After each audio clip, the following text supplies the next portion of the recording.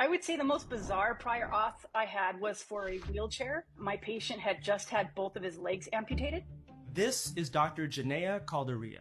I'm a family practice physician in San Diego.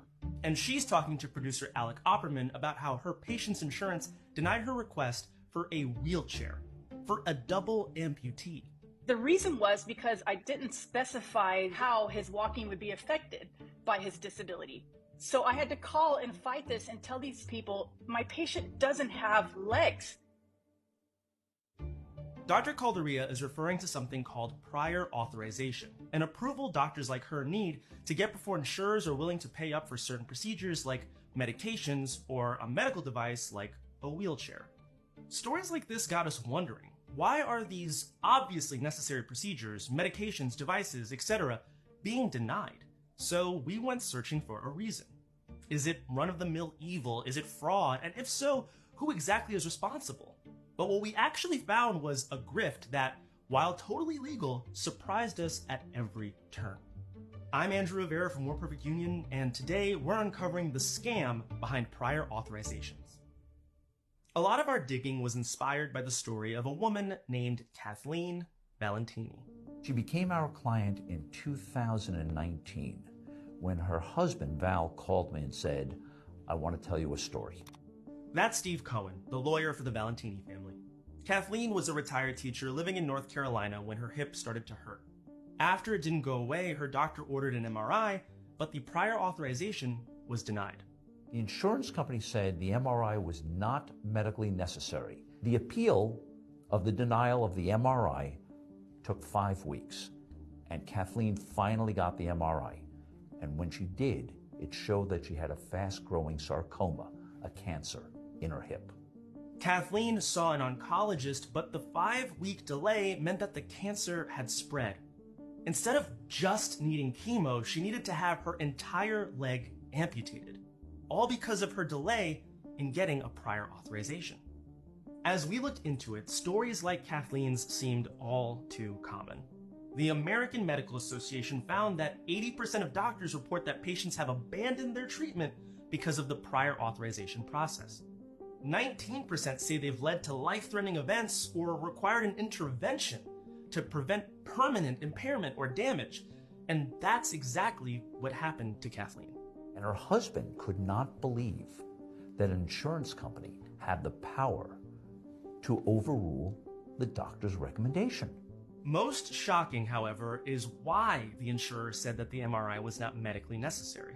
In Kathleen's case, it meant that she hadn't done an essential step before getting an MRI. She never went to physical therapy. Except she did. The doctor said, guys, not only she finished the 6 weeks of physical therapy, you paid for it. Insurance companies claim that prior authorizations save patients from unnecessary procedures and prevent fraud. They also claim they adhere to clinical guidelines set forth by professional organizations of doctors themselves. In cases like Kathleen Valentini, we wanted to know, are insurance companies just lying? And who's doing this? Like, who is the person who sits down and sees Kathleen Valentini's record and decides to just hit denied? So we talked to someone who might know. I had teams ranging from 4 or 5 people all the way up to 20 plus reporting to me at different times. I was on the business operations end of our organization. This is Max, not his real name or voice, who worked at a company whose whole business was prior authorizations. Oftentimes, insurance companies can't handle the sheer amount of requests, so they outsource the decisions to a company like Max's. It wasn't actually Kathleen's insurer, Emblem Health, that denied her MRI. It was a company that Emblem Health had outsourced their prior authorizations to. Max was quick to defend most of the nurses and doctors reviewing prior authorization requests. What he described instead was systems designed at all times to look like they were simply adhering to best practices. But that stripped employees of the ability to practice good judgment. Instead, companies like his used hostile design to push the kind of large-scale outcomes they wanted. There's not a whole lot of room for subjectivity in some of these tools. And so, like, I can't check that box or I can't fill in an answer here. That might be enough to fail that clinical algorithm. So I want to ask, for Kathleen Valentini, do you have any guesses as to, like, why that might happen? I mean, only speculating here. but they might not have entered all the information inappropriately, or it might not have been explicitly called out in the place that they would have expected to find it in the clinical documentation, in the clinical notes. To summarize, if Kathleen's doctor didn't write that Kathleen had already done physical therapy in wherever some anonymous doctor was expecting to see the words, "patient did 6 weeks of physical therapy," the insurance doctor, rushed for time, might have overlooked it. Had Kathleen's doctor placed that crucial component somewhere else and maybe circled it with some big arrows or not had to do a prior authorization at all, Kathleen might not have lost her leg. When you say like they're basically doing things that are just short of fraud, like what do you mean by that? It's almost like selective design in terms of, do you want to word this question in a tricky way that maybe makes it a little bit more difficult to someone not paying close enough attention, and then likely leads to them not getting an easy approval. But while Max consistently stressed how their decisions were supposedly rooted in best practices, story after story from doctors highlighted a system that was comically inept when it wasn't just outright horrifying. Dr. Calderilla once ordered a mammogram for a patient with a carcinoma. The insurance initially rejected the prior authorization after a worker didn't understand basic medical terminology. The person who was reviewing this case didn't know that carcinoma is also cancer. In another case, Dr. Calderilla looked into a doctor who kept rejecting her submissions. She had found he switched to insurance after receiving a multitude of complaints against him to the medical board. Others just seem not worth the effort. One doctor complained on social media about needing a prior authorization for a cheap blood pressure medication that only costs a few dollars a month. I just got a prior authorization from United Healthcare for Lisinopril. I hope the whole board at United Healthcare gets diarrhea tonight. Steve Cohen has one answer to make sense of all this. Insurance companies have used a strategy for the last 20 years that's known as deny, delay, and defend. It comes from a McKinsey recommendation that said if you deny care, some of it will just go away. Max had never heard of the term deny, delay, defend, but said it was an unspoken understanding in his line of work. They would never say, let's deny more requests, but would say, let's send more requests to review, knowing that the outcome was the same. And when that happened, patients might give up, or end up switching insurers, or end up in a new year with a new deductible to hit. But more shocking is that companies like Max's aren't just grifting patients, they're grifting the insurance companies themselves. Let's take the wheelchair example. If Dr. Calderilla didn't properly document how having no legs impaired her patient's walking, she might resubmit with a nice little summation of how her patient could not, in fact, walk without legs. We did 2 reviews in that case, the initial review and the subsequent review. And it doesn't matter that both were for the same patient because in our data, we'll have 2 requests. And when we're reporting value to our clients, most of the decks that I had seen were showing things like denial rates and then how those trended over time. Those denial rates were simply calculated with the number of denials divided by the total number of decisions. In other words, those 2 separate requests for a wheelchair end up looking in a spreadsheet like a 50% denial rate.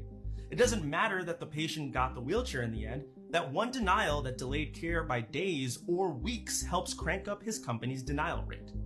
Multiply that by thousands of denials which eventually get resubmitted, and Max's company can claim that they've saved the insurance company millions of dollars that they actually haven't. Meanwhile, patients like Kathleen are dying or becoming disabled. At Max's company, there was a balancing act between selling their cost savings to insurers and angering groups of providers who might leave the healthcare plan.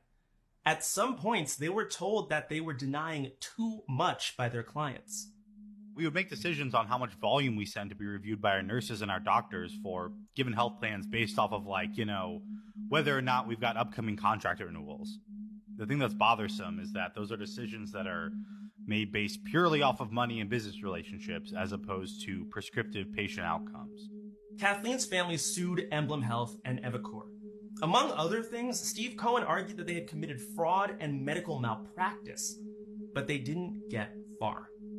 During the very first conference with the judge said, "What happened to Kathleen Valentini is tragic, but there's no law in New York, none in the federal system, that holds an insurance company accountable."